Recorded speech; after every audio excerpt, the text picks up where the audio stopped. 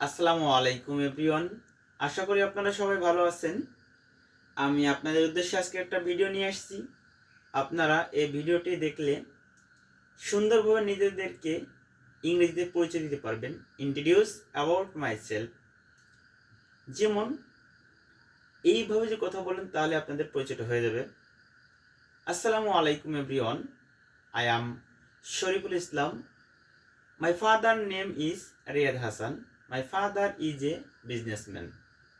My mother's name is Muskan Ahmed. My mother is a homemaker. I was born in Gopalganj, but I grown up in Dhaka. I am 30 years old. I am a teacher of Bhorepaki Ideal School. I have one brother. He is a teacher as well. There are 5 members in my family.